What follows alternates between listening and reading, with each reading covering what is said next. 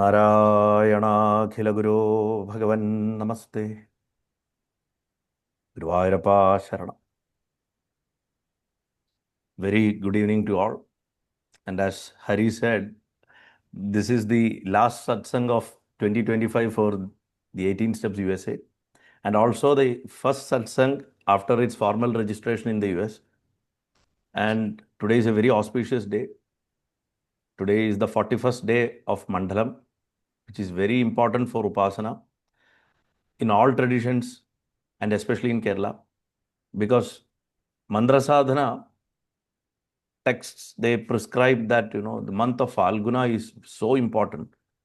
And in our calendar in Kerala, the month of Vrishchigam and Dhanu are very important. So when we reach the 41st day of Mandalam, it is the pinnacle of all sorts of upasanas. We have the other important periods for upasana in Kerala tradition is during Navratri, the 9 days, and also in Karkadagam, which will fall around July, August. So Karkadagam, then Mandalakalam, which is Vrishchikam and Dhanu, and also Navratri. These time periods are extremely auspicious for performing mantra japa, doing or practicing disciplined spirituality. So, and as you know, Ayyappa is all about discipline. He is the most important deity as far as Kerala tradition is concerned during this particular period. So I thought today, on the culmination day of Mandalam, also an auspicious day for Guruvayurappan, because today is the annual traditional performance of Kalabhatam, where Bhagavan is adorned with a golden pot full of Kalabham, and several thousands of people throng the temple to witness the event. So today is a very auspicious day. I welcome you all to this satsang. I'm also very happy that we get an opportunity to talk on this particular topic, the secret of Ayyappa. See, how much ever we talk about this particular deity, nothing will be sufficient. He is shrouded in mystery. He is so full of controversies, and there are n number of theories on his actual identity. And he is not the person whom we just know as the deity of Sabarimala. Ayyappa is a very old concept, probably started as a tribal deity, mostly a hunter, and traveling on a horse which travels like a lightning, and later adapted to various schools of Tantra and traditions, right from the tribal systems to the Kerala Tantra systems. And interestingly, he is not much known outside southern India. He was not known, or he was not known to people outside Karnataka, Kerala, and Tamil Nadu. Even in Andhra, he was a stranger till a century back. And rest of India, there are not much mentions about Shasta at all. The only scripture, the authentic Hindu scripture that talks about the origin of Shasta is Skanda Purana. And that too, in the North Indian recensions of Skanda Purana, North Indian versions of Skanda Purana, Shasta is not discussed at all. But Shasta appears in the southern recensions. In the southern variations of Skanda Purana, Shasta is mentioned, his birth is mentioned, how he was assigned to protect Indrani when Indra was in exile. So there are some stories about him. But again, there is not much detail. We don't get to know what kind of a deity is he, and what does he represent, or about his exploits. Nothing. So it is again, it is very vague. But at the same time, we have a very rich traditional narrative of Shasta, where he is somebody who will surprise us compared to his present day image. He is a warrior, he is a householder, he drinks liquor in Kerala's traditional puja systems and Kalampata and all. Liquor is offered to him, and he's a hunter, he's a fighter, and he gets angry very fast. And there are even Shaktaya systems where, a sort of Panchamagara pujas are given for Shasta. And then there is this deity called Ayyappa, who is separate from Shasta. And then there is a deity called Ayyanar. And then there are several other deities who come very closely to the notion of Ayyappa. Now, after the rise of Sabarimala as a principal place of worship or a very famous place of worship, all these ideas got integrated into one hybrid deity, which we call today we call him either Shasta or Ayyappa. In fact, both are two different deities, but with a common source. In some of my Malayalam discourses, I have explained this in much detail. But here, in today's discourse, what I'm trying to do is to give an idea of what this deity stands for, especially for seekers, practitioners like us. What does he represent? What is the teaching, the core teaching which we need to take from him, rather than discussing about history or any kind of controversy or who is what kind of energy is behind this particular deity, or what is the puja procedure for this deity, or anything, or things like that. So today we will focus on this deity in such a manner that it is useful for our spiritual growth and what we can learn from him. Ayyappa is connected directly with prana.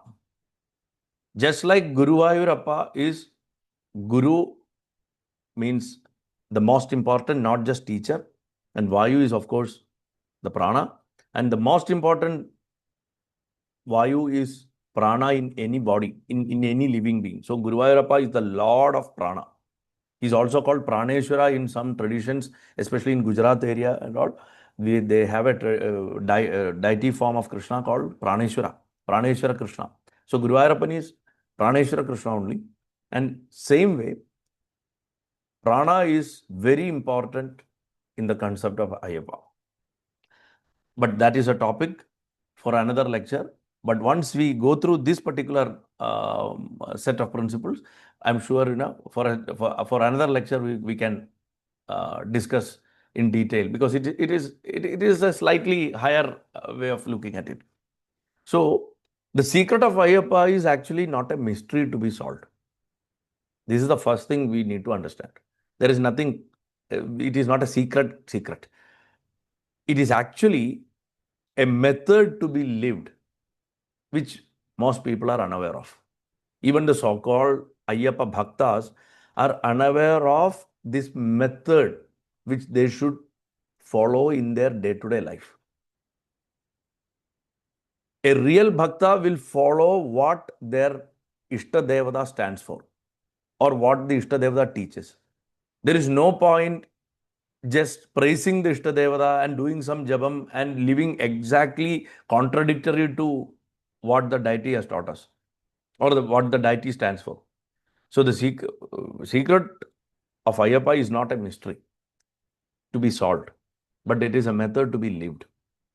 That is the first thing we need to add. It's a very practical thing.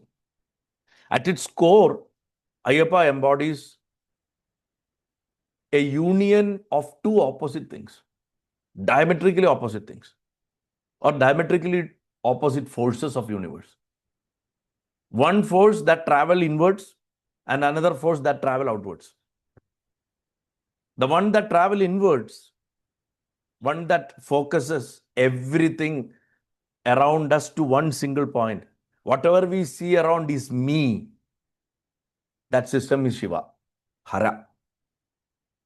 And there is this other system where from one point it expands to everything. It becomes the universe. One single thing becomes the universe. And that is Hari, Vishnu. So Ayyappa embodies the union of opposites. Hari or Vishnu and Hara, Shiva. So he is a perfect living symbol of a very beautiful idea that liberation arises only when dualities are reconciled. This is very important. Liberation arises only when dualities are reconciled. And look at him. He is born of two renunciates. One person who has even given up his body itself. Half of his body is given to his partner and half of his body is given to Narayana. He does not even have a body. So he's an ultimate renunciate. He's Tyagaraja. Mahadeva is called the king of Tyagis. That's why he is called Tyagaraja. Now look at the other guy. The other person, Narayana, he is everything, but in his mind, he has renounced everything. He's decked up. He's like fully decorated. He has every single piece of ornament on him, and he owns. He's the husband of Lakshmi. He owns the universe, and he himself has become the universe, but he's completely detached to it. He says, Yome Anda Pravisha, I have entered everything, but I am not that. I am everything, but I am not those things. So that's the level of renunciation he has. So, born of two renunciates, two immaculately different kind of renunciates, Ayyappa is the paradox. He's actually a paradox, which human beings won't be able to understand so easily. He's a paradox of householder power and ascetic mastery. Householder's power, Trilogi Grihastha. Whom do we call Trilogi Grihastha? Narayana. He is the Grihastha of all the worlds. He is the head of the family. So he represents householder power in its full bloom. And look at Mahadeva, the master of ascetics, the guru of ascetics, the height of asceticism. And when both these forces combine, automatically a Chaitanyam born out of it, the Harihara, Sunu, means one who is formed by the union of these two powers. He is actually not Sudha. So there are some scholars who say that it is inappropriate to call him Harihara Putra or Harihara Sudha because he was not born. He was created.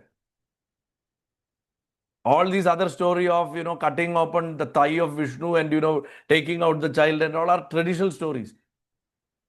Yogic systems and Puranic systems, they don't talk about that kind of a birth at all for Ayyappa. It is for the ease of reference I am using the term Ayyappa. In fact, it should be Shasta. As I have, in many other Malayalam discourses, I have made it very clear that Shasta is the divinity born out of these two forces. He's a deity. And Ayyappa is his human incarnation who is different. Even in their dress, their attire, their crown, everything is different. One is a Grihastha, householder. Shasta is a Grihastha, householder. And Ayyappa is an ascetic. So Shasta represents, though Shasta has both Shiva and Narayana in him, in his outer form, he represents his mother, Narayana more. And his incarnation, Ayyappa, represents his father more as an ascetic. So he's born out of these two renunciates, and he is the ultimate paradox of householder power and ascetic mastery held together without any conflict. which is very important, which is very difficult for us. Can we practice, exercise householder power along with ascetic mastery in our life? He has shown that it is possible. So householder power and ascetic mastery held together without conflict is Ayyappa. Now, when we get deeper into the idea of Ayyappa, there are 4 things which we need to address. And these 4 things form the inner code of Ayyappa.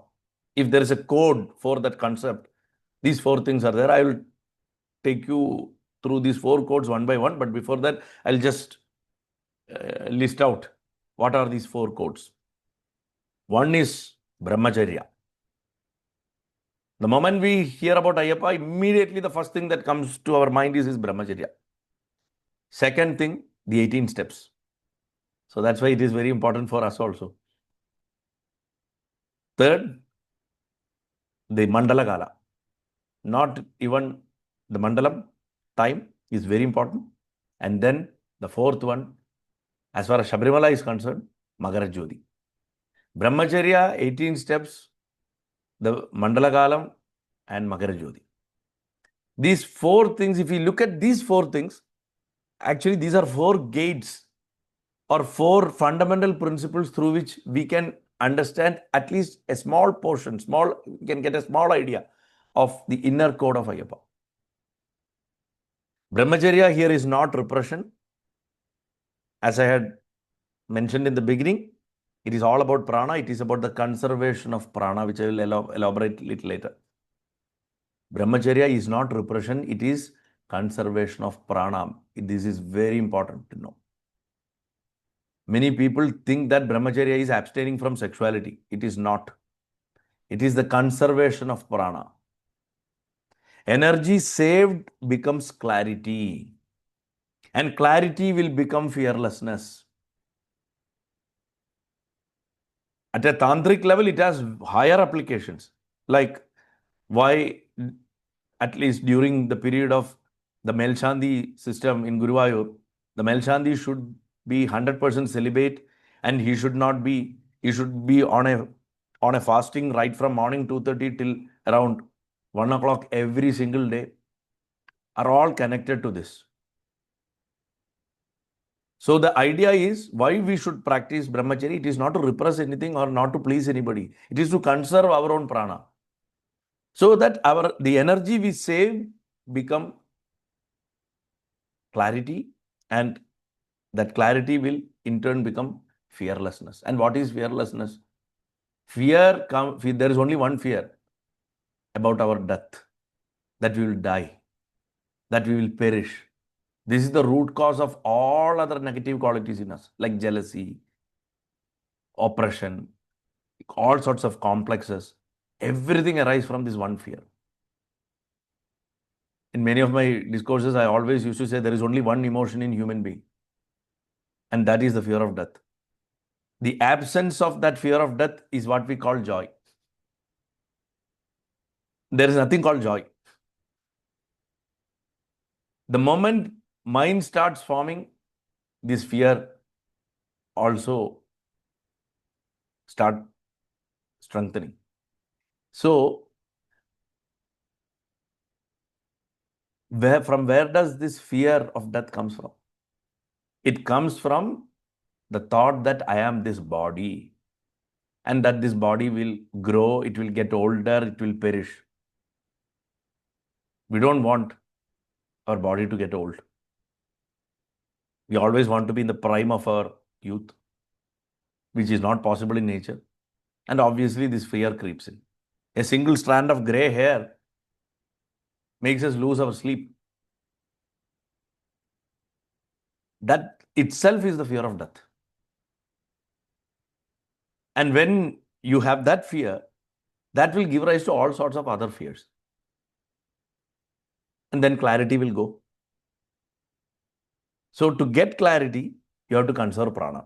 When you conserve prana, that energy saved will become clarity, and clarity will become fearlessness, which means you will lose, or you will get out of the thought that you are this body. Now, the second one is 18 steps. 18 steps is not about a temple architecture. It is about 18 inner thresholds. From our discipline of our own senses, controlling our senses, and finally to the surrender of our ego. The 18th step is so important because the 18th step surrenders our ego in front of Bhagavan, at the feet of Bhagavan. From sense discipline to ego surrender. And how do we cross these 18 steps? How do we climb these 18 steps? Only after ethical purification. And for that ethical purification, we take a ritualistic vrata. Without disciplinizing our own self, we will never be able to see right from controlling our eye. Most of the time, see, if we are all sitting in an auditorium now for a live discourse, I am sure the moment somebody walks in, everybody's head will turn like this. Our eyes are the biggest troublemakers. Second, ears. So these two senses, they will drag us to every unwanted thought and vasana. Or it will trigger all the hidden vasanas in us. So that's why discipline for the senses are so important. Ego is fed by these senses. So for that, we need to train these senses by practicing vratas and purify them. I'll elaborate further. But so this is the second part, Brahmacharya and then the 18 steps. Now comes the Mandalam. Mandalam Vrata is actually that Mandala Vratam is a discipline which is actually neurological. It is neurology before theology. Theology comes only next, only later. It is all about neurology. There we regulate our food, we regulate sleep, we regulate speech, we regulate desire, and our mind steadies itself. You don't need to put a mala during Mandalam to go to Sabarimala and all. You can do all these things even otherwise. And that's what Bhagavan wants you to do. He doesn't want you to go there and finally, see, you do all these austerities and, you take all the trouble, you stand in a queue, then you climb up all these 18 steps and there, there is this board called I am you, Tattvamasi. And to know that you have taken all these trouble, you can do that sitting at home also. That's exactly what Bhagavan wants you to do.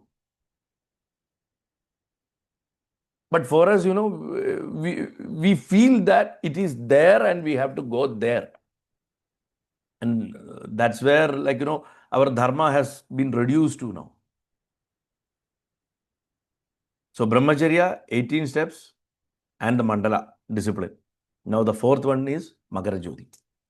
Magara Jyoti is not a spectacle. It is the flash of insight. When your effort, your grace, and your timing align with the effort, grace, and timing of the universe. It is that particular moment when all these things align. And that's what Magara Jyoti is all about. And Magara Jyoti can happen for each one of us at any given time.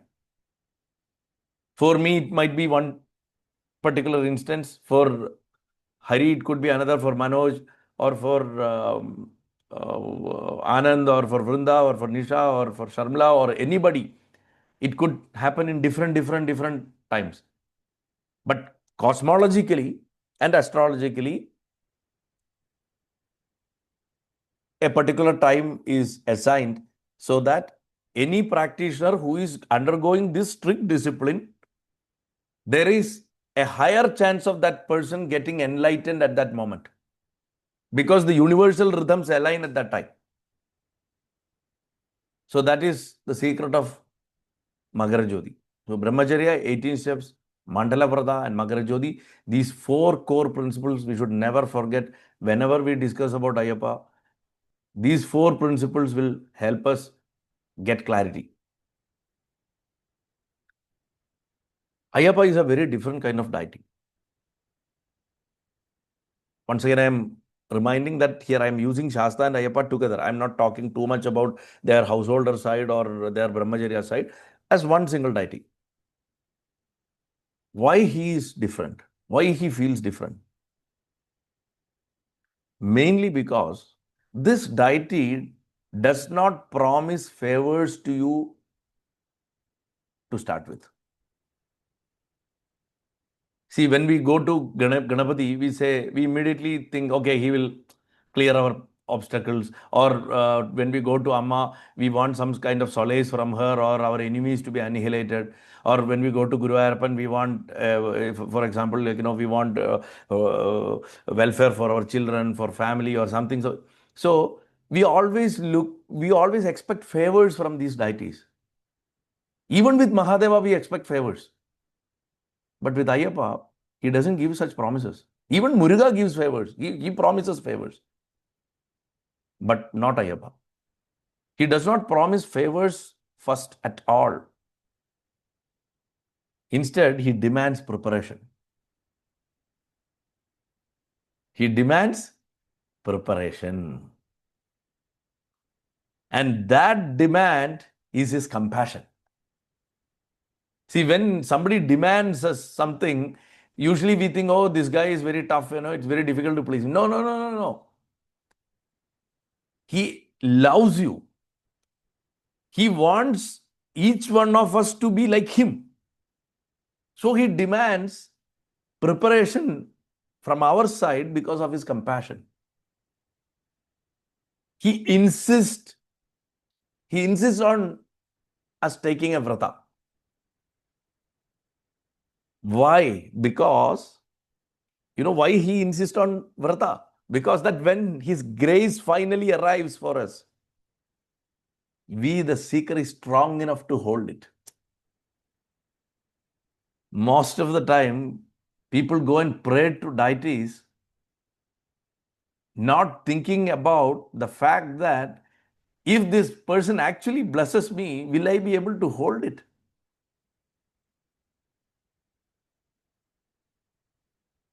It can be with anyone. It can be with Guru Ayyappan, it can be with Amma, it can be with...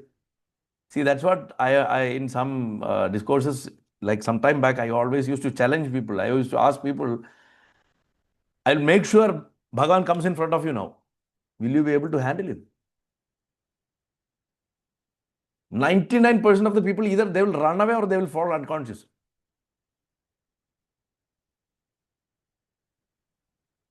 We call it Shakti Padam. So, this Bhagavan ensures that when his grace finally arrives, the seeker is strong enough to hold it. So, in short, in one single sentence, Ayyappa's secret is just this: transform discipline into devotion, devotion into steadiness, and steadiness into freedom. Look at him. Look at the idol structure, the form of the idol in Sabarimala. A 17-year-old boy. He renounced everything and sat there on top of that hill with a patabandham around his leg, both legs tying together, symbolizing that I am not going to get up from this at all. When two legs are kept parallel at the same height and a patabandham is like put in a perfectly horizontal fashion, it means that I have sat down, I have steadied my body and my mind, I'm not going to get up from this at all. He's until eternity. But in some Shasta idols, you will see his legs are slanting.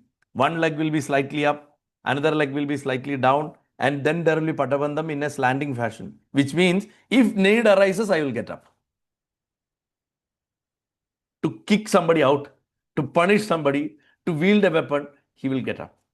But in Sabarimala, he won't. He's Purna Yogi there, Samadhistha. So his life discipline he himself has converted into devotion. And what is his devotion to? To Atma. He is an Atma-upasaka. All of us are Atma-upasakas only. It is just that we call different deity names to our own Atma. Somebody will say, call it as Guru Ayyappan, somebody will call it as Narayanan, or somebody will call it as Krishna, or somebody will call it as, what can I say, Mahadeva, as per their affinities. So he transforms discipline into devotion. And then this devotion should not make us go haywire. We should not be confused. We should be single-pointed, ekagram. And only with that ekagrata, steadiness will come. Sthirada. Like his father is known as Stiraha. In Shiva Sahasranama, he is called Sthira. So steadiness. And steadiness into freedom. So transform discipline into devotion, devotion into steadiness, and steadiness into freedom. This is what Ayyappa's secret is. And he himself is an example for that. And he teaches us also the same thing. Now, let's now look at the core idea of, Dharma, discipline, and the science of inner mastery from the idea of Ayyappa. So, again, I'm reminding we must not carry this widespread conceptual confusion. Ayyappa is not a separate Devata independent of Shasta. He is the one, both are at their core, they are the same, but they are two faces of the same coin. Dharmasastha is a householder, Grihastha Devata. He has wives. In one system, he has two wives, Purna and Pushkala. Even though those names, Purna means completeness and Pushkala means abundance. And the word Shasta itself means one who teaches you by carrying a stick in his hand. He carries a stick. That's why that cane is an important symbol for Guru Swamis.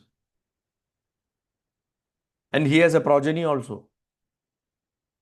In another system, his wife's name is Prabha and his son's name is Satyaka. And he functions as a cosmic administrator of Dharma. So he is called Dharmasastha. Especially in the Kali Yuga, he is a cosmic administrator of Dharma. Now, Ayyappa is the Brahmachari human incarnation, avatara of Dharmasastha, a deliberate, time-bound manifestation, not the totality of Shasta. He is a deliberate, time-bound manifestation. He lived on this earth only for about 17 to 18 years. Around 1250 to 1267 or 68 AD in the region of Mandala. So the key distinction, there are few things which we need to distinguish between the two. Dharmasastha is a cosmic Deva, Ayyappa is his human avatara. Dharmasastha is a householder, Ayyappa is an absolute brahmachari, celibate. Dharmasastha governs Dharma, Ayyappa demonstrates Dharma. That's the core difference in their karma. Dharmasastha governs it. He rules over it. He teaches you. He is the theory. And the practical is Ayyappa. Ayyappa demonstrates Dharma. Dharmasastha is the permanent principle. Ayyappa is contextual embodiment. That's why Dharmasastha is called Taraka Brahma. Dharmasastha is permanent principle and Ayyappa is his contextual embodiment. He took that body for a specific context. So this distinction is very essential because misunderstanding these two deities, the structure, will lead either to denial of Shasta's household aspect or dilution of Ayyappa's intense brahmacharya. That's why on social media, people keep arguing. No, Ayyappa has wife and children. Some people, no, they are all false stories. He is celibate only. This has exactly happened to the same thing that has happened to Hanuman also. This is exactly the same thing that has happened to Krishna also. In Krishna's case, both these are in one single body. Both Shasta and Ayyappa are in single body conceptually. If you look at Krishna, he was the highest brahmachari who had 16,008 wives. The height of paradox. So, in simple terms, Ayyappa is Shasta's practical teaching form, not his negation. There are several Shastra Pramanas for this. It is not something which I am saying. Dharmasastha, in Puranic tradition, he is clearly presented as a Grihastha Devata. Brahmanda Purana has some Shasta Mahatmya sections, and it clearly describes, of course, though they are part of recensions, and we have not found a complete Brahmanda Purana with Bhutanadhopakyana and all in it, but still, whatever text that is available clearly state that Dharmasastha is married. He is a guardian of villages and boundaries. He is a Grama Devata and an Yellai Devata, or in Malayalam we call Adirti Devata. That is why he is posted on all four corners of the Peruvanam Gramam, like one in Kudra and another in Agamala and all. In Kerala, if you see, he is there in the gateways of kingdoms or of larger village domains. And definitely there will be a Shasta as a guardian deity of every single village. In Tripurayar, who is the actual guardian deity? Rama came later. It is Shasta who was there already. In Guruvayur, who is the guardian? Shasta. Not even Devi. Devi and Shasta were there long before Guruvayurappan came there. Shasta is the guardian deity there. So similar, so he's always a guardian deity. Like in Tamil Nadu, if you go, you will see Ayyanar instead of him. Ayyanar will be the guardian deity. So Dharmasastha is married. He is a guardian of villages and boundaries, and he is upholder of social and cosmic order. He is the upholder of social and cosmic order. In Shasta temples, South Indian Shasta temples, like in old Shasta temples, like Aryankavu, Achankovil, Kolathupura, all these places, Bhagavan is explicitly worshipped with consorts. They don't have that brahmachari concept at all. Even in Tiruvallakavu, even Chamravatam, all Tagadi Shasta, the same way for Aratupura Shasta, Tiruvallakavu Shasta, all these multitude of Shasta temples, majority of them, they are all Grihastha Shastas, householders or warriors. Only in Sabarimala we have this brahmachari form, and because of the popularity of Sabarimala, all these new temples that were consecrated in the last 100 years after the rise of Sabarimala in various cities across India, he is considered as a celibate, except in few temples like that Pushpak Vihar temple in Delhi, for example. It has Prabha and Satyaga, and he's a householder. It has one of the tallest, largest statues of idols of Bhagavan and Devi and his son. Beautiful temple. That's where I did 7 days Sri Bhudanadhopakhyanam as a Saptaha. And in the same Bhudanadhopakhyana, Ayyappa is described as a Naishtika Brahmachari. One who has Nishtha is Naishtika. Nishtha is being steadfast in preserving one's own prana and his own focus only in his own Atma. That is what Nishtha is. Usually we say Nishtha is being focused on something, that's all. But that's not what Nishtha is. Nishtha, in this particular context, is to be fully focused in one's own prana, nothing else, preserving it, and one's own Atma, Atma Upasana. And only that such a person is called a brahmachari, one who is on the path of Brahma. Even if he is married, he will be a brahmachari only, if he is like that. But Ayyappa is not married. Ayyappa is a Naishtika brahmachari, and he was born for Loka Kalyana. He has an avatara uddesha. There is a reason for his birth. And he was a temporary manifestation. He took that body for only a specific period of time. So Shasta is a principle, and Ayyappa, in an academic sense, he is a pedagogical incarnation. So this distinction has to be kept in mind. Now, why Ayyappa was born as a brahmachari? Ayyappa was not born celibate by accident, but by cosmic necessity. We will say, oh, only a celibate could kill Mahishi. Mahishi is a quality in us. It is not a bison or a buffalo with two horns. It is a quality. Even Mahisha is a quality in us. Mahishi is also a quality in us. They are all manifestations of a derailed ego. So Ayyappa was not born celibate by action, but by cosmic necessity. When we say cosmic necessity, we'll immediately correct to the Purana and say, oh, because she got such a boon that only a child born out of Shiva and Narayana will be able to kill her, and that boy should be fully celibate and things like that, with all these conditions. No, it's not like that. The core, there are few reasons. The first reason is the Kali Yuga's problem. And Kali Yuga problem is not just the problem of the age which we live in. As in many other discourses I have said, Satyuga, Treta Yuga, Dwapara Yuga, Kali Yuga are all states of mind in us. Sometimes we will be in Satyuga, we will be very pleasant. We are able to do fully focused tapas, dhyana and all. Sometimes, at that time only Satyoguna will be there in us. So Satyuga will be running in us. And sometimes, we will feel like doing something. Some Rajasa will come. We want some action-oriented worship. So, we can always go and perform homam, yagam and all at that time, bigger rituals. So, Treta Yuga is running in us.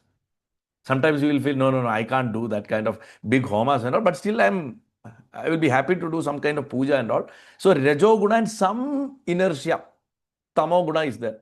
When Rajas and Tamas are mixed, Dwapara Yuga is running in us. Sometimes, not just sometimes, most of the time we feel like, what is the whole point of doing all these things, So, we are immersed in Tamoguna. And then Kali Yuga is running in us. And at that time, the best thing is to do japa. That is why they say Nama chanting is best in Kali Yuga. It doesn't mean, it does not mean that, these 4,50,000 years, we should be doing only Nama japa. And even that concept is highly controversial, which I think recently one of my podcasts on astrology and Panchanga has come out. I think I've discussed that I don't know whether that episode has come out. Even this whole concept of yugas, you won't believe, during Mahabharata time, each yuga used to be only of 4 years. Then when did these yugas became 4,50,000 years and all? That concept was created only during the Gupta period. Before Gupta period, one yojana was not 13 kilometers. It was 10 kilometers. Ramayana period, it was 8 kilometers or so. So, standardizations have changed. Measurements have changed. Yugas have also changed. Varsham used to be a certain number of days, not 365 days. That is why Rama ruled for 10,000 Varshams.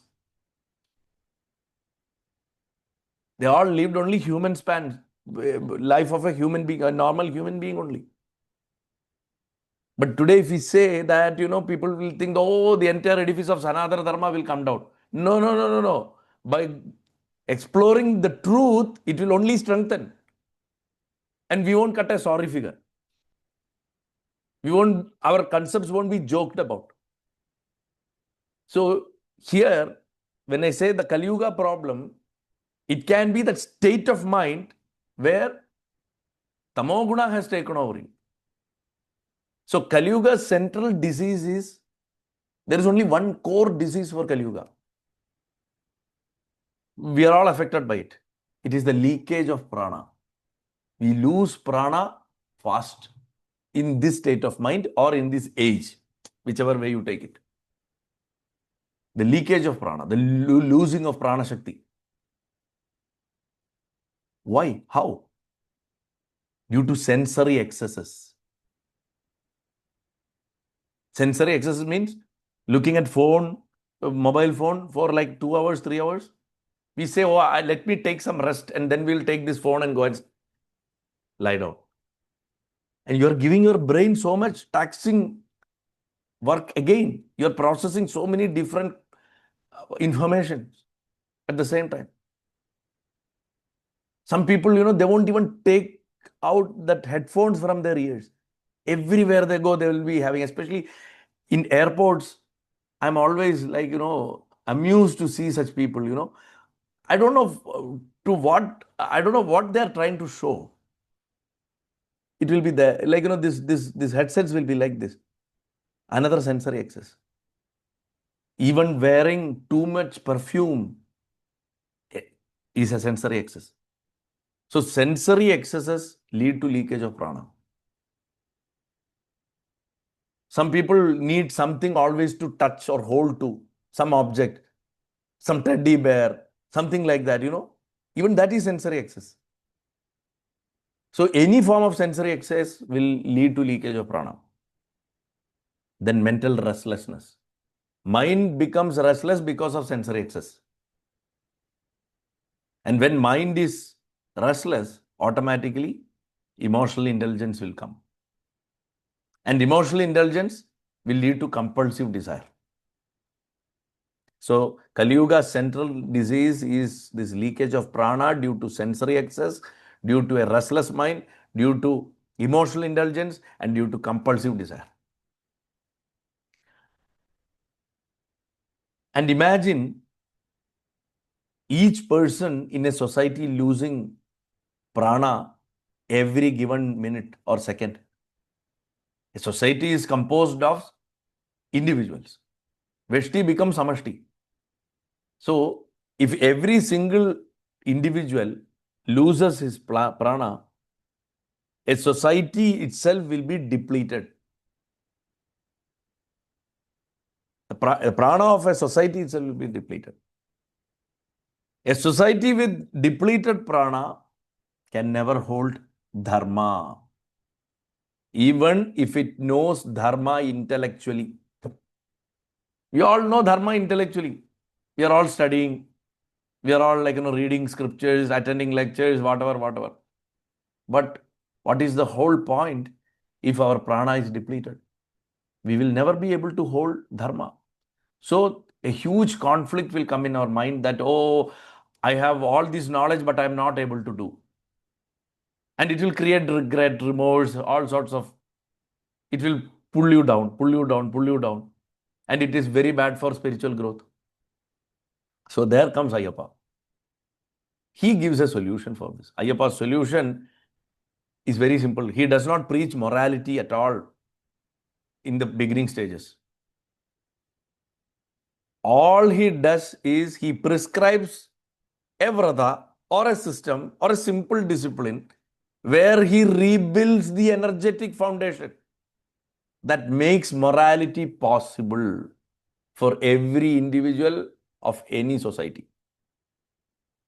He rebuilds the energetic foundation that makes morality possible. Are you getting what I'm trying to say? He rebuilds this energetic foundation. How? Through vrata. A Sabarimala vratam need not be the vratam to go there. It can be practiced at home also. There is no point, taking this vrata for 41 days and the 41st day, after having darshan of Bhagavan, you throw out the mala, go to a non-veg restaurant, eat, drink liquor, and, like whatever. You should see what some swamis do in Sabarimala. The moment they come out of the Sannidhanam, they will throw away their mala, even their dress in their black dhoti in Pamba. some stupid, like, meaningless, and they call it tradition also. And they pollute the environment. So Bhagavan is all about rebuilding the energetic foundation that will make morality possible. So his brahmacharya is not moralistic brahmacharya. That's where we are all wrong. His brahmacharya is a functional brahmacharya. Very functional brahmacharya. His brahmacharya is not social. We are wrong there also. His brahmacharya is energetic. And we are wrong in a big, big way when we call his brahmacharya puritanical. We are being very Semitic there. Because of our influence of the influence of the Semitic religions, code of conduct, and their notions about sexuality, we look at Ayyappa's brahmacharya also in a very Puritan way. No, again, that's where we are wrong in the biggest sense. His brahmacharya is yogic. So it should be functional, it should be energetic, and it should be yogic. Any householder can practice this without leaving their householder status. That's exactly what Krishna used to exemplify.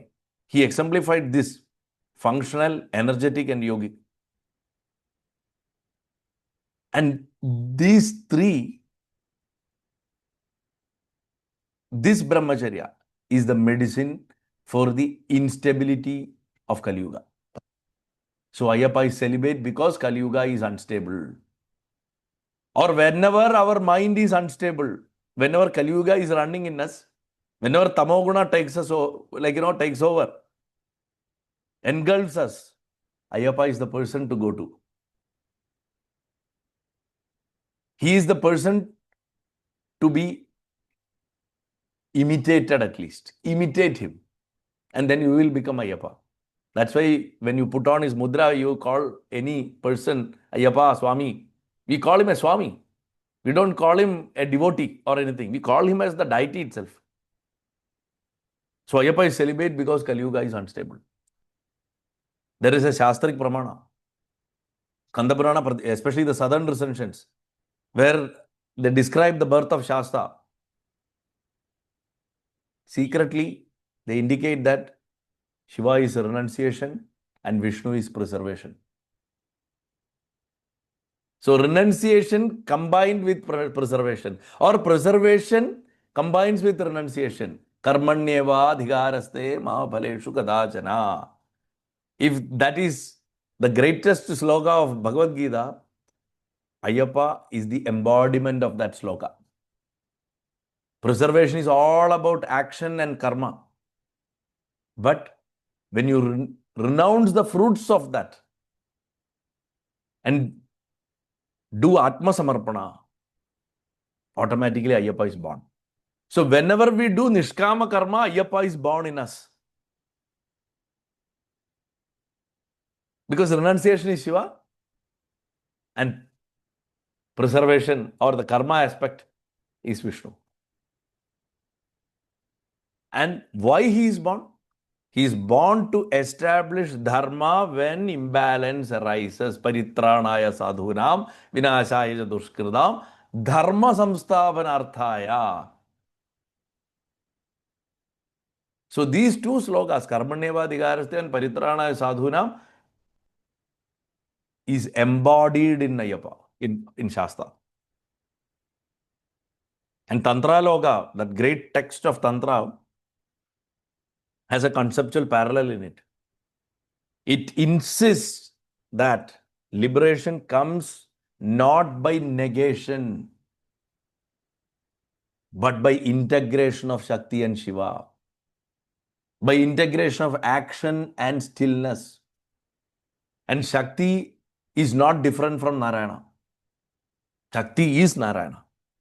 There are several pramanams for that. Uma is Narayana. In many discourses, I have said, Manikya has sung, my father, Mahadeva, has only one wife. And his name is Narayana. So action is Narayana and stillness is Mahadeva.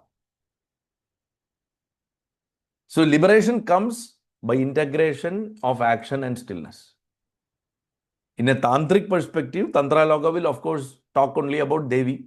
So it says liberation comes by integration of Shakti and Shiva and not by negation like what Vedanta schools teaches us. So Ayyappa is therefore a tantric synthesis deity. He is now worshipped in a Vedic framework. That's all. His core is a tantric concept where action and stillness are combined to liberate us. And today's Kerala Tantra, he never had Padipuja or anything. He never had Kalabham and all. I don't want to go into all those controversial things. Already I have given one full dose in the covers of Kali in the last 3 episodes. So I don't want to get into Bhagavan's topic. Of course, there will be a time when I can lash out at stuff going on surrounding him. But now we don't need to get into all that. So he's a tantric, he's a hybrid deity born out of tantric synthesis. And he is Harihara Putra, the union of opposites. Ayyappa is Harihara Putra, born of Vishnu, who is Hari, and Shiva, who is Hara. And as I said, he cannot be called a Putra or a Sudha. He is a Sunu. Sunu means one who is born out of two energies. He didn't take birth. So Sunu is the most appropriate word, Harihara Sunu. And the birth of Harihara Sunu or Ayyappa is not about mythology. It is absolutely about inner psychology. Because Hari represents order, Hara represents dissolution. Vishnu represents order and Shiva represents dissolution. Hari represents preservation, Hara represents renunciation. Hari represents engagement with life, Hara represents withdrawal from life. Hari affirms the world. He is world affirming. Hara or Shiva, he transcends the world. He is world transcending. Two diametrically opposite forces of the universe. So order, dissolution, preservation, renunciation, engagement, withdrawal, world affirming, world transcending. What happens when these two forces integrate? Order and dissolution are integrated. Preservation and renunciation are integrated. Engagement and withdrawal are integrated. World is affirmed at the same time transcended. So how will such a person be? This is exactly how Guru Ayyappan also lived when he was in the human form on earth. This exactly represents Krishna. There is no difference. In dissolution, they find order. And in order, they find dissolution. In Sthiti, there is Samhara and there is Samhara in Sthiti. And whatever karma is done, the karma of preservation, it is done with the mind of a Tyagi, of a renunciate. And he engages fully into life. Look at Krishna. He was so full of life, but he was always withdrawn inside. Same case with Ayyappa. And one affirms the world, one form affirms the world. There is this word, Om Vishwam. We start Vishnu Sahasranamam like that. Vishwam is there. And it is the form of Bhagavan. It is the greatest Vigraham of Bhagavan. And at its core, beyond all that, he transcends it. So, on one side he affirms, on one side he transcends. So, Ayyappa is the integration of activity without attachment. He is the height of activity. The height of activity is Narayana, but without attachment, like Mahadeva. Height of activity without attachment. height of discipline. Shiva is all about discipline. But is discipline a form of repression? No. Look at Narayana. He's the most free entity in the universe. The freest of the free. The height of freedom. Look at Krishna. He was the height of freedom, mental freedom. We all don't enjoy that freedom at all in our mind. Some or other threads are there or chains are there that are tying us back. So there is no repression. There is zero repression. So the height of discipline combines with zero repression. So disciplined without repression. Ayyappa is active without attachment. He is disciplined without repression. And he is renunciatory without escapism. In our modern world, sannyasa, often many people take up sannyasa because they want to escape from the world. A real sannyasi doesn't escape from the world. A real renunciate will not escape from the world. He won't run away from his responsibility to his family or to society or to anybody. That's why we householders are the highest if we practice the right spiritual path. Because we are not escapists, but we can renounce the fruits and dedicate whatever we do to Bhagavan. So being active without attachment, being disciplined without repression, being renunciatory without escapism makes us all Ayyappas. This is why Ayyappa is the ideal Devata for householders. Paradoxically, through Brahmacharya. I have already defined what Brahmacharya is. Many people will ask, how is that possible? How can he be the best deity for householders? This is because these are the reasons why he is the best deity for householders. Because you can be active without attachment. Because attachment is causing us all sorrows. You can be disciplined without repression. That itself will get you out of all sorts of complexes and regrets in life. And renunciatory without escapism. You will be satisfied that you are doing your dharma and at the same time dedicating every single action, every single moment to the feet of the Lord. What a great life, right? If we can follow this. So he is the ideal Devata for householders and this is the right Brahmacharya. This is the Brahmacharya householders need. Being active without attachment, being disciplined without repression, being renunciatory without escapism, dedicating every single action, every single moment to the feet of the Lord. Tantra Loga, again, we can take a pramana there. It insists, as I said earlier, in the same pramana is applicable here also. Action and stillness has to be combined to bring liberation. And that principle is embodied in Ayyappa. Ayyappa doesn't explain this principle. He just embodies this. There is no need to explain. He embodies this. Now the fourth aspect is Brahmacharya being reinterpreted. I will just go through the initial three principles. One is that, a clear distinction has to be made between Ayyappa and Shasta and understand the core of both deities. Second, why he was born as a brahmachari. Third, he is the union of opposites. And now, how he reinterprets brahmacharya. In Ayyappa sadhana, brahmacharya is not equal to sexual abstinence alone. Many people think that just sexual abstinence is enough for Ayyappa sadhana. No, it is Brahman plus Charya.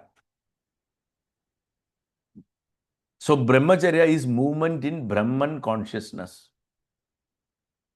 Always be in that Bhoda Swarupa, being one with Brahman.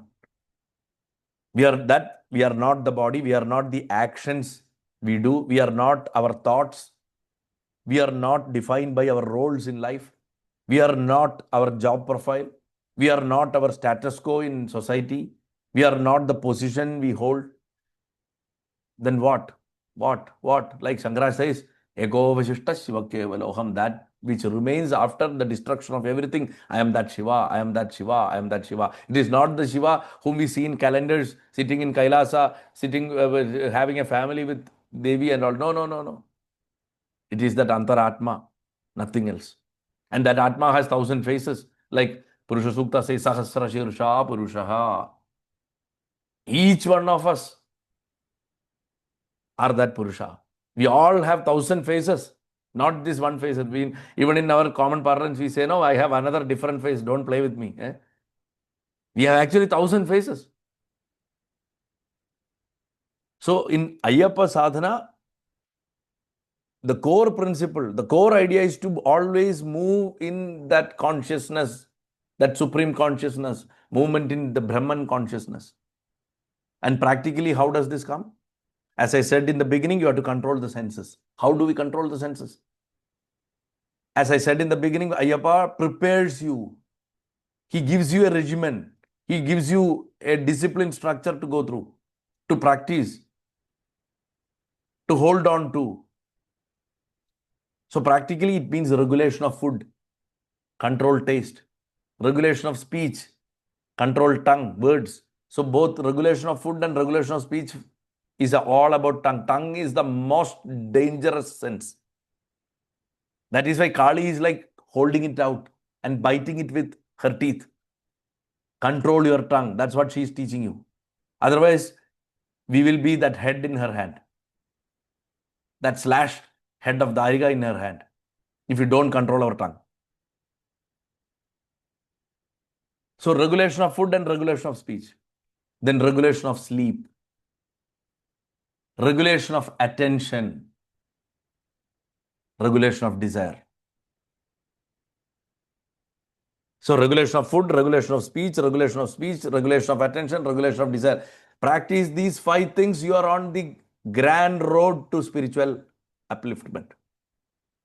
Before you start chanting anything, before you start practicing any dhyana or any meditation technique, going for any retreat or anything, just practice these 5. Regulate your food, regulate your speech, regulate your sleep, regulate your attention, regulate your desire. Don't pressurize yourself. Don't put you in a very hard regimen. Take it step by step. In incremental, apply Kaizen there, the Japanese technique, not just for corporate success. Incremental improvements. So sexual restraint is only one expression of a much deeper discipline. People might be able to control sexuality, but ask them to control their food. They'll say, no. I have to drink 2 cupful of tea or 2 cupful of coffee. I have to have at least 5 times coffee in a day. Things like that, And regulate their speech. They themselves will regret at the end of the day. I didn't want to talk like that, but I talked. They forget themselves. And regulation of sleep. Sleep cycles. When sleep cycles are affected, automatically Rahu will start working in us. And Rahu is all about lethargy, Kali Yuga, Tamoguna. Regulation of attention. Attention spans will be highly affected. If we control food, speech, sleep, attention, then it is easier to control desire. Many people don't know that. It will automatically control desire. So sexual restraint is only one expression of a much deeper discipline.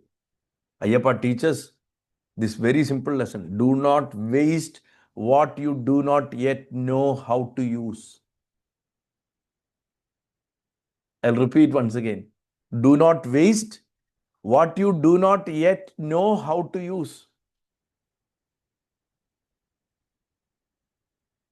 Are you getting what I'm trying to say? Do not waste what you do not yet know how to use. Do not waste your prana. You don't know how to use it yet. So first preserve it. On a different note, of course, this class is not for that. Do you know where prana sits in our body? Anybody? It is at the tip of the nose. Here.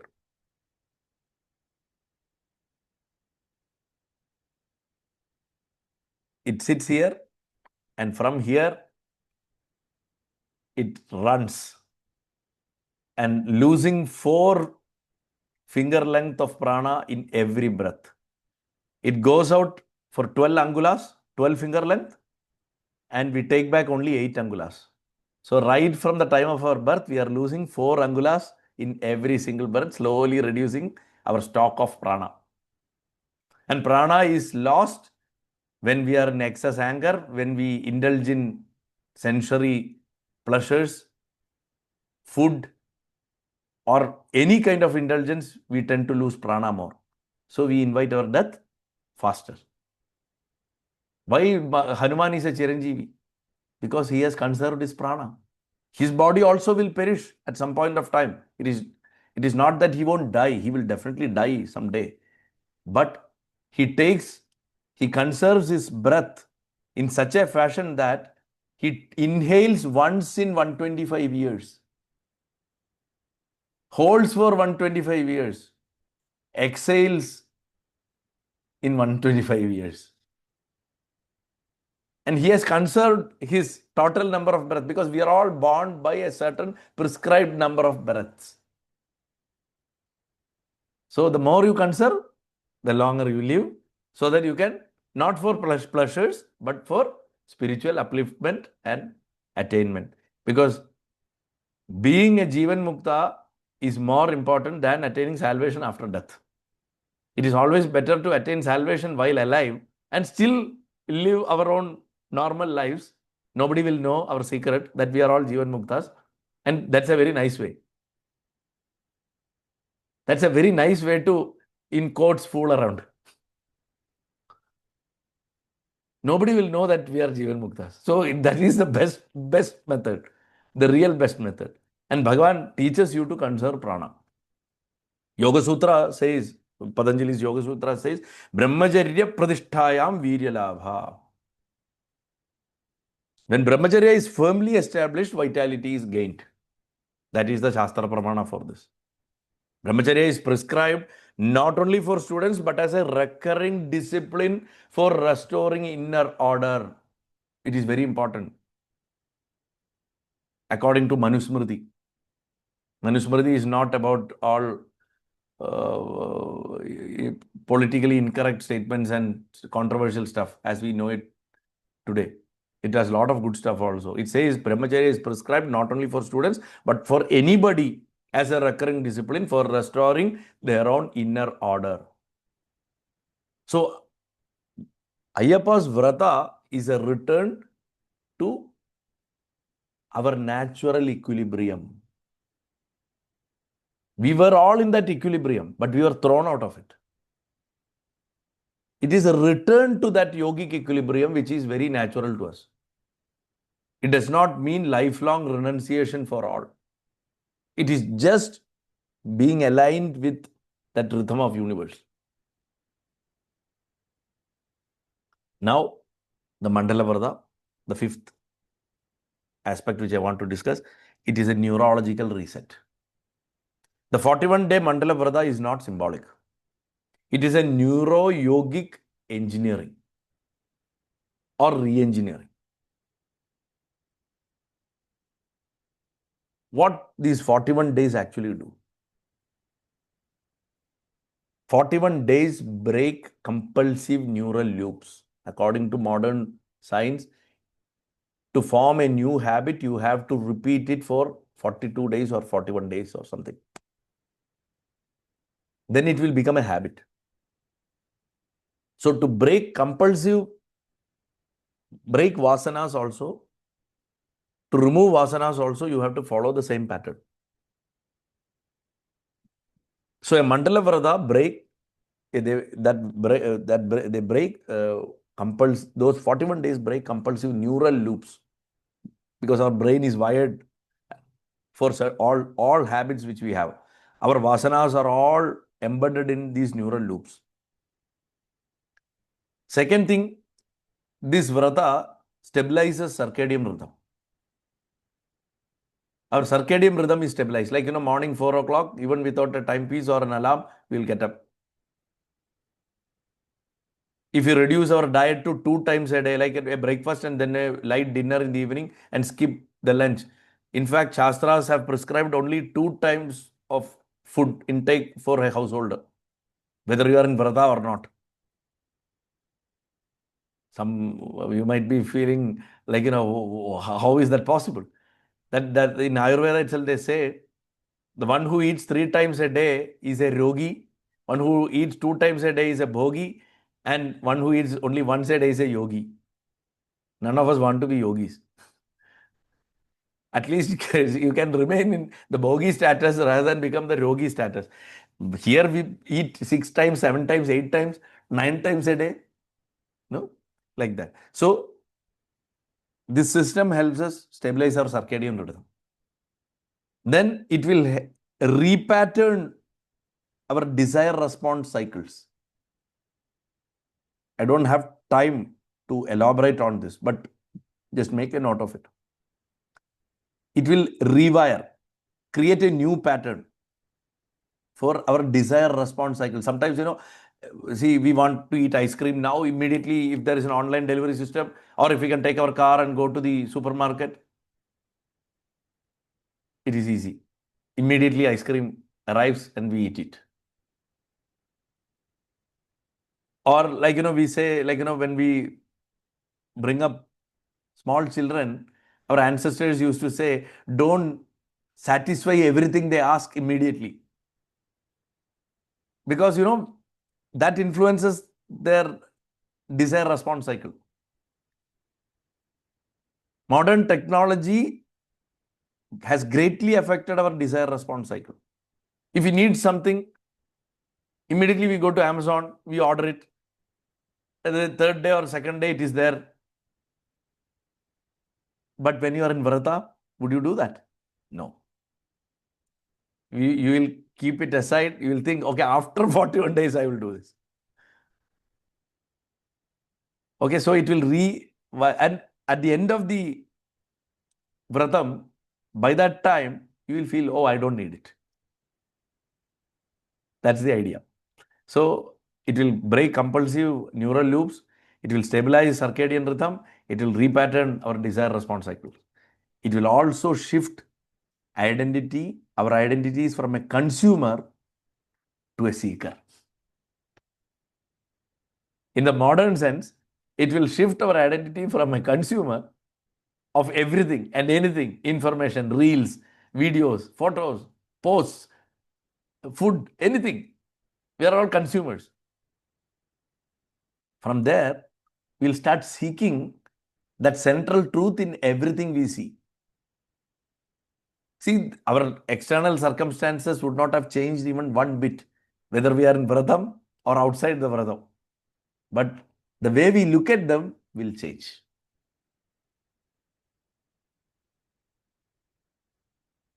That's what I tried to say in Nirandara Smarana also. In Guru Ayappa's Nirandara Smarana, continuous stream of thought on Bhagavan, focused on Bhagavan. So, to achieve this, to break compulsive neural loops, to stabilize circadian rhythm, to repattern desire response cycles, and to shift identity from consumer to seeker, you are asked to take sattvic food. So that after the Vratam also, your food remains sattvic. But unfortunately, we don't stick to that. And not too much makeup and being decked up and stuff like that. Dress and makeup becomes minimal. Speech becomes restrained. Ego becomes porous. Nothing stays in it. When food becomes sattvic, dress becomes only for purpose, and speech becomes restrained, and ego becomes porous, our nervous system is retrained. So basically what Ayyappa does is Bhagavan retrains our nervous system. He does not merely test our devotion. We think he will be throwing all sorts of temptations at us and testing us. No. He is not doing that. He's just retraining your nervous system. This is true for any deity. And since Bhagavan is all about Shasta, he is all about discipline. He has a cane in his hand, he has a stick in his hand. So obviously he will train you. Mahabharata in Shanti Parva, tapas is defined in a very beautiful way. He says Indriya Nigraha plus Mano Nigraha sustained over time is tapas. Indriya Nigraha is control of senses and Mano Nigraha is control of mind. When you combine both for a longer period of time, sustain it for a longer period of time, it becomes tapas. And that's what Bhagavan is trying to teach you with just 41 days. You know why the first timers are called Kanni Swamis?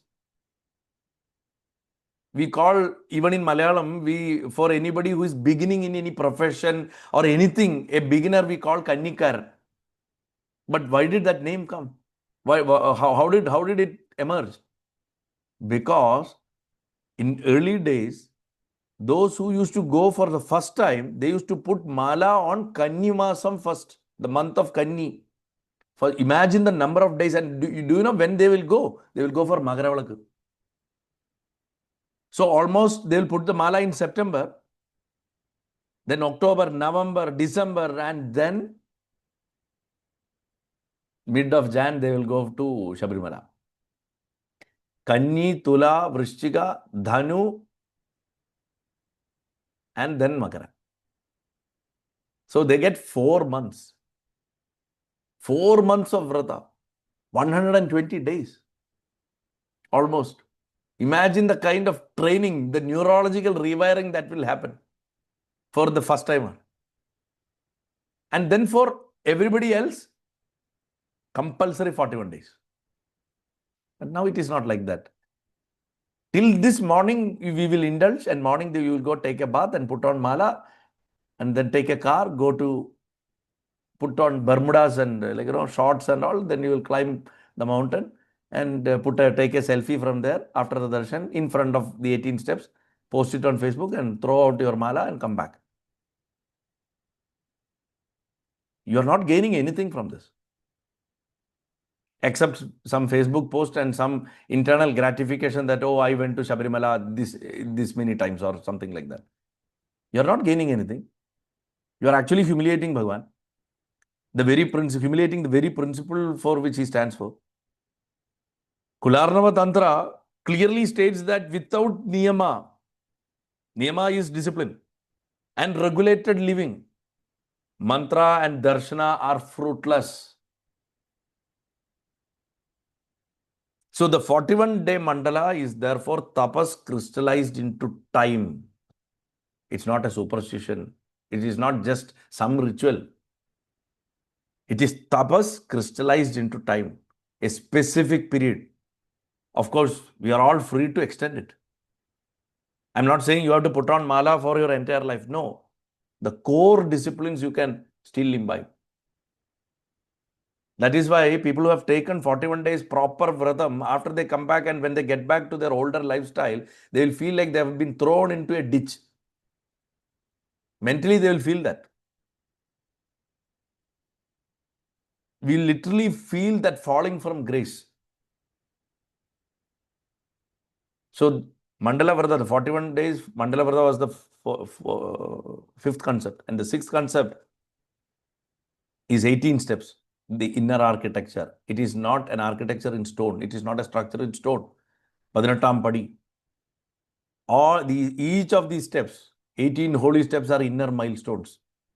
I won't be able to elaborate it in very much detail here, but they correspond broadly to our mastery over our senses, sense mastery. It is also about ethical purification. See, you can always go to Sabarimala and have a darshan of Bhagavan by taking the side steps. But if you have to step on Padinattambadi, you have to take this fasting, do the vrata, go through all the austerities and take an irumudi. So Padinattambadi is more important than the idol in Sabarimala, which is very auspicious. which many people forget. In Sabarimala, if somebody asks you which is the most important structure or most important thing, it is not the idol of Ayyappa, it is the Padinatambadi. It is the 18 steps. So it corresponds to broadly to sense mastery, ethical purification, surrender of your ego, and dissolution of all sorts of identities. Oh, I am the president of this. I am the husband of so and so. I am the wife of so and so. I am the vice president of such and such company. Everything dissolves. All are swamis or Maliyaparams. Identity is dissolved. Sense mastery, ethical purification, ego surrender, identity dissolution. If you are planning to step on the 18 steps, you have to go through this. Because 18 steps stands for, the 18 steps stand for all these things: sense mastery, ethical purification, identity dissolution, and ego surrender. One cannot climb those steps casually because they represent capacities, not permissions. We think that they are permissions. No, no, no. As I said in the beginning, why Bhagavan is taking us through all this strict discipline? Because when His grace arrives, we should be able to hold on to it. We should be able to accept Him, handle it. If you cannot handle His grace, then you are failed. So you have to have that capacity. And that those capacities are divided into 18 main categories. And these 18 steps represent those capacities. When you step on the first step, you achieve that capacity. To step on the second step, you have to have the second capacity in you. Similarly, when you step on the last 18th step, you get the darshan of Bhagavan. By achieving that last set of capacity, you get to see Him. That is why Irumudi is mandatory. Irumudi is a visa. Your body and Vrata are passports. Irumudi is the visa. Irumudi is mandatory because Irumudi represents the burden of discipline and responsibility. Bhagavan is not asking you to shun your responsibilities. He is not asking you to be an escapist. He is asking you to carry them and surrender it to Him so that your life becomes effortless. He is not asking you to run away. Irumudi is the burden of discipline and responsibility. He himself has carried it. He had carried it when he went for getting tiger's milk in the forest. So before the ascent, you have to carry that burden of discipline and responsibility. And only with that on your head, you can step on the 18 steps. In a Shastric way, if you look at perspective, if you look for Shastric Pramanas, 18 steps is equal to 18 disciplines. 18 steps is equal to 18 disciplines. Broadly, they are 5 yamas, 5 niyamas, and the Ashtanga Yoga. We don't have time to elaborate on that. You can easily find out which are the 5 yamas and 5 niyamas, and on the broad aspect of categories of eightfold yoga, having yama, niyama, dharana, pranayama, asana, and this one, dharana, dhyana, samadhi, everything will come in that. Vijnana Bhairava Tantra, in Vijnana Bhairava Tantra, Mahadeva says, he emphasizes, in fact, he repeatedly emphasizes that liberation doesn't come in a flash. Liberation comes in stages. Krama Mukti, not leaps, but by stages. He emphasizes Krama Mukti. And that Krama, stages, is represented by steps. One step at a time. Another step, another step, another step. The moment you cross these 18 steps, climb up these 18 steps, liberation is completed. There you see Tattvamasi. That's why Chinmayananda Swami asked his devotee to put a board on top of the 18 steps in early 1980s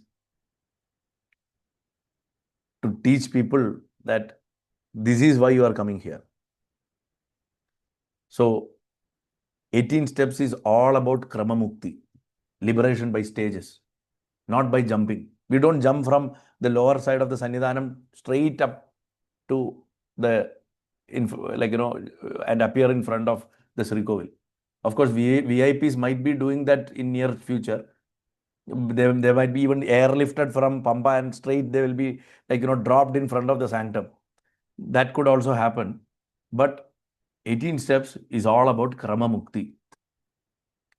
I have not talked about these aspects at all in any of my Malayalam discourses. I think I should be doing that. 18 steps is such a profound idea and very tantric also. And the 7th one is Magarajodi, the moment of alignment. I told you that moment of alignment will be different for every single person, aligning with the rhythm of the universe when you are enlightened. But due to cosmological reasons and astrological whatever reasons, there are muhurtas every year when such an alignment is effortless for anybody.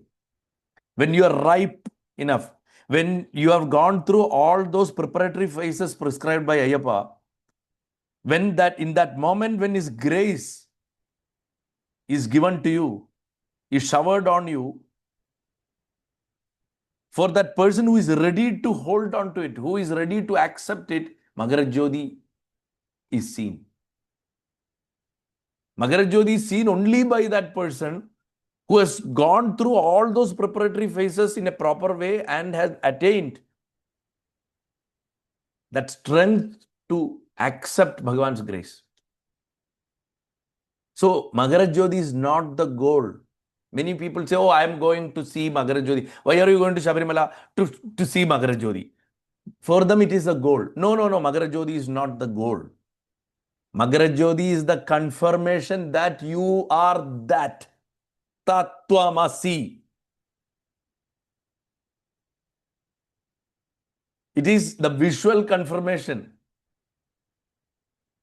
It occurs when our effort, our grace, and timing align perfectly with the cosmic systems. Purushartha, Anugraha, and Kala.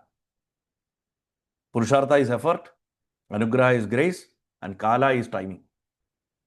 When these three things align perfectly, you will see Magarajodi. Spiritually, Magarajodi signifies one simple idea. The seeker's mind has become steady enough to receive illumination.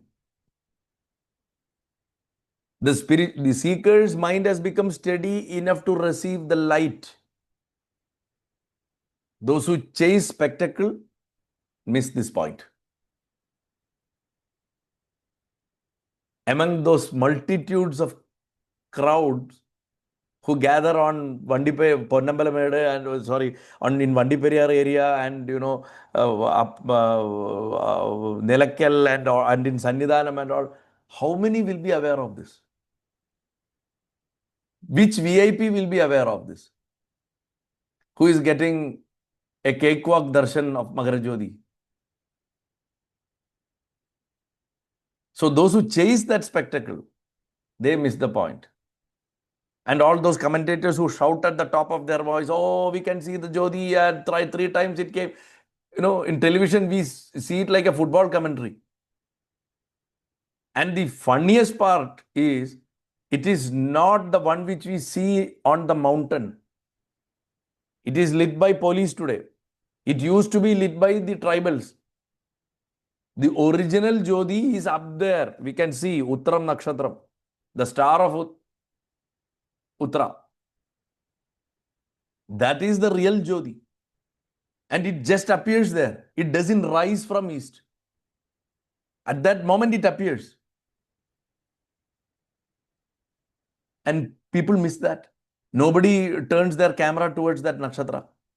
Only the person who knows the reality, the real seeker, they will look at that star, that celestial body, and feel that illumination in their mind, in their heart.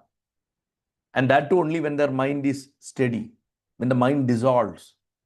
That is why we call Bodhodayam as enlightenment in English.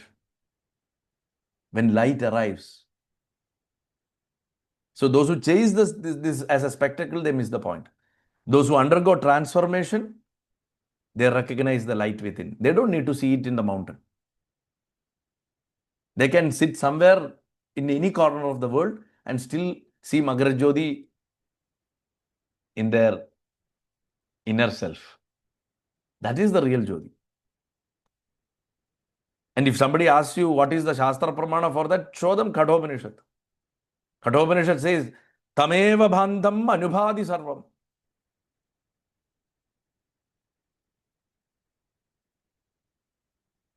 In Tantra, they say Purana, like, one flash. Sudden inner flash after prolonged steadiness.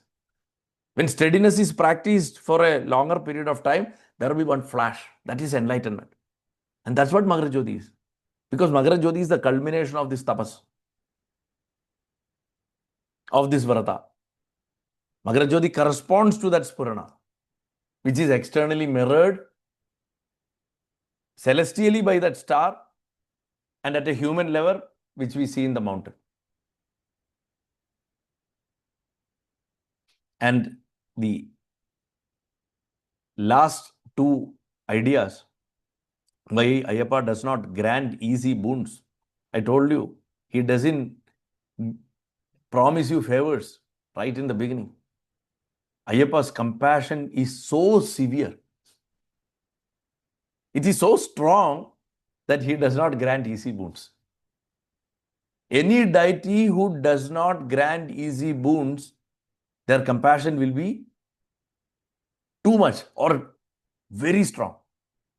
It's very difficult to please Guru Ayyappan. Haven't you noticed? Because he loves you so much. Ayyappa is exactly like that. He loves you so much that, he's not a Chipara Prasadi. Though his father is a Chipara Prasadi, and he gets angry just like his father that fast, he's not a Chipra Prasadi. He's not, he can be a Chipra Gopi at times, but he's not a Chipra Prasadi. He demands preparation before prayer.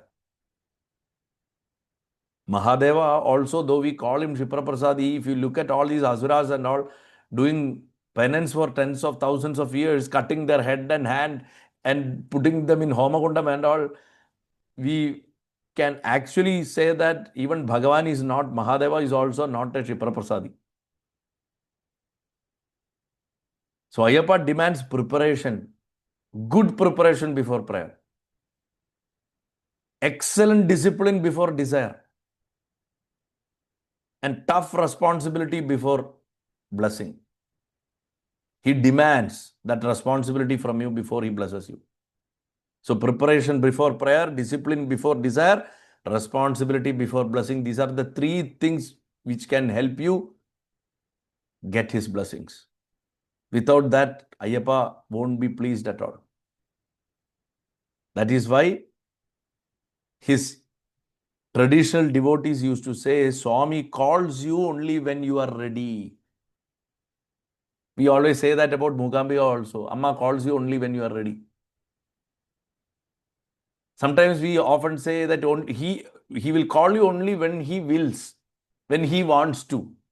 What is this he wants to? He wants to means when we are ready. When we are ready, he will automatically want us to be there. That much is his compassion for us. It is not like, a human being wanting to do something. Oh, Bhagavan will call you when he wants you to. No. It's not like that.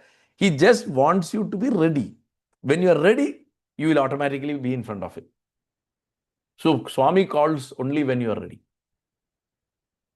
He does not spoil by pampering you. He strengthens you. That's the difference. He doesn't pamper you.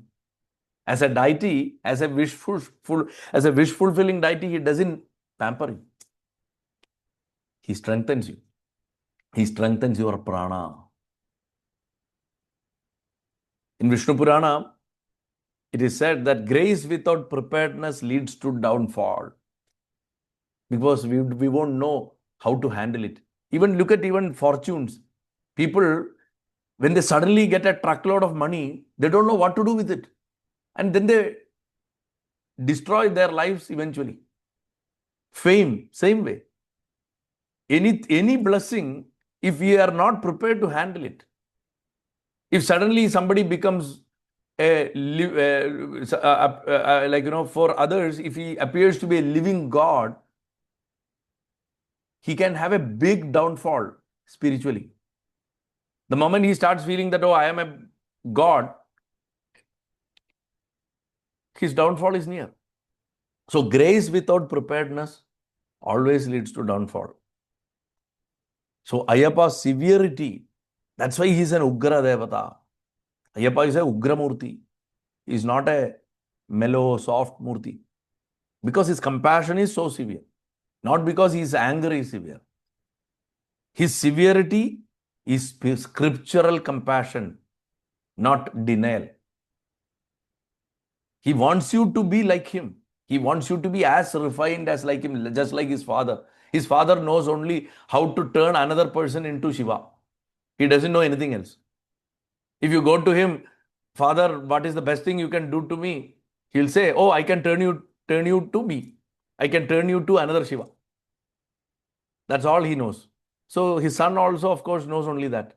He knows how to turn you to Ayyappa. That's why the moment you put on mudra, you are called Ayyappa. Or if you are a lady, you are called Malayappuram. So the central secret, what is the central secret? As we conclude, there is no secret. The secret is not hidden, but it is very unpopular. People won't like it. The secret about Ayyappa is highly unpopular. We can't accept it because of the kind of mindset we have, the kind of lifestyle we have. It is one simple line: discipline is the highest compassion. Discipline is the highest compassion. That is the secret of Ayyappa. But it is very unpopular because we don't want discipline. We want only bhakti, devotional songs. Pamba Vadakir Papadangachan, and Samavedam Tuyilunartiya Swami, or something like that. That's what we call devotion to Ayyappa. But Ayyappa doesn't demand all that. He demands only discipline, and that discipline is the highest compassion which he can offer you. He teaches us that freedom is born from restraint. What a beautiful way of looking at it. Freedom is born from restraint. Just like how he's a mix of both parents, asceticism and embracing life. His mother and father. Freedom is born from, he teaches us that freedom is born from restraint. Grace descends only on stability. If you are unstable, grace won't be felt, or you won't be able to handle it. So unless you are stable, there is no point asking for his grace. And Dharma survives only when energy is conserved.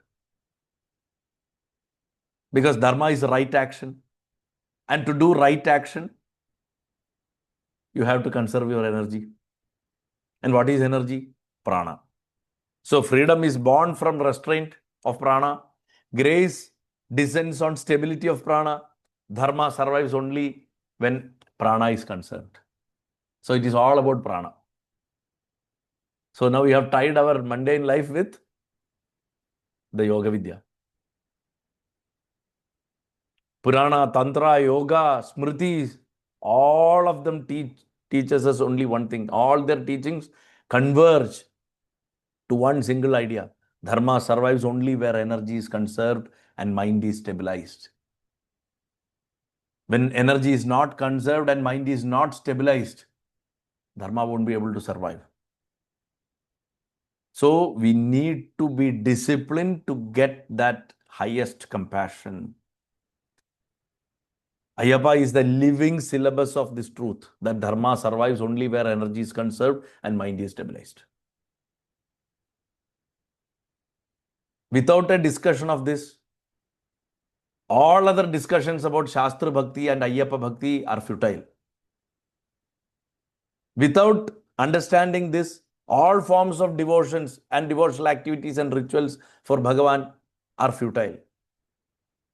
But if you are aware that Dharma survives only where our prana is conserved, our energy is conserved, and our mind is stabilized, we won't be able to understand who he is. So the concluding Upadesha of this talk from Guru Ayyappan is that Ayyappa stands at Sabarimala not as a miracle worker, not as a wish-granting machinery, but as a guardian of thresholds. That is why he is in real world also, he is the guardian of villages and boundaries. He is a guardian of thresholds. He is the guardian of limits. He teaches us where we should put a stop. He teaches us where we should start. He teaches us that thin line of tabas. And he asks us only one question. If we are a seeker, to others he might not ask those questions, ask that question. But to a seeker, he asks only one question. Have you become steady enough to carry what you seek? Are you getting what I'm trying to say? He's asking us, have you become steady enough to carry what you are seeking now? You will get what you are seeking now, but are you ready? Are you steady enough to carry that? If the seeker if he says that yes, then the path is opened. Bhagavan opens the path. But if the seeker says, no, Bhagavan, I am not yet ready, I am not yet steady, Bhagavan will say, continue the Vrata. You please continue the Vrata. So, who should stop the Vrata? Is it us who take the Vrata, or is it Bhagavan who should say, now stop it, it is enough, or continue? He is the one who should tell us when we should start the Vrata and when we should stop the Vrata. If our answer is yes to his question, then we will get him immediately. But if we are sincere enough to tell him that, no, Bhagavan, we are not yet steady enough to carry what I seek, which is you, then Bhagavan will ask us, please continue the Vrata. Even in Bodhanadopakyanam, when he prescribes his puja methods and about the Vrata system to Agastya and to Rajashekara Pandya, this is the core idea that is reflected all through. Beyond the story, beyond the words he speaks. Beyond the words he speaks, this one idea. Are you steady enough to carry my grace? Are you steady enough to carry what you seek with this Vrata? So that is the secret. It is not secrecy. It is just readiness. So the secret of Ayyappa is being ready. Be ready. Nothing else. Even with any deity form, it is the same. But with Ayyappa, it is more important because he is Shasta. He is the king of discipline. So all he checks with you is whether you are ready or not. So his secret is this readiness. If you are ready, you get him. If you are not, you continue practicing that discipline. That's it. So Ayyappa, the Brahmachari avatara of the householder Deva Dharmasastha, stands as a reminder that freedom is not granted by emotion, but revealed by discipline. This is where our notion of bhakti falls apart. Because for us, bhakti is an emotion. Freedom is not granted by emotion. Emotions cannot grant us, because emotion is equal to an unstable mind. A stabilized mind only can give you that freedom. So to stabilize the mind, you need to be disciplined. So freedom is not granted by emotion, but revealed by discipline. It is not folklore. It is Shastra speaking through the form of Ayyappa, the idol of Ayyappa. So that's about it. Nothing more to say. Be ready on this last day of Mandalam. And now that we are expecting the Magara Jyoti to fall in another 20 days, I think this is the only message I can give you with the grace of Guru Ayyappan, that be ready for his arrival and nothing else. So with that, on that note, I conclude this last talk of 2025 for the 18 Steps USA. And soon we will have more programs. I'm so happy 18 Steps USA is now registered as an official entity in the US, and that we are having some very nice programs, especially the Ayyappan Bhajana and Vilakk program which you conducted yesterday. I'm sure it will grow into a very big organization where people are not indispensable, where Dharma is indispensable, where action is indispensable. So I'm sure soon we will be opening, I think 18 Steps USA will have its own website also. And we have just opened the 18 Steps USA YouTube channel. And all the programs of 18 Steps USA will be either streamed as live, or recordings will be uploaded into it for future viewing. I thank you all and wish you all a great new year ahead, a great 2026, a very productive one, and also a very spiritually uplifting one. Guru Ayyappan and Swami bless you all wholeheartedly. And with that, I conclude this session and dedicate it at the lotus feet of Lord Ayyappa with Guru Ayyappan as a witness. Swamiye Sharanamayappa, Swamiye Sharanamayappa, Swamiye Sharanamayappa. Narayana Ghila Guru Bhagavan Namaste. Guru Ayyappa Sharanam Sarveshwara.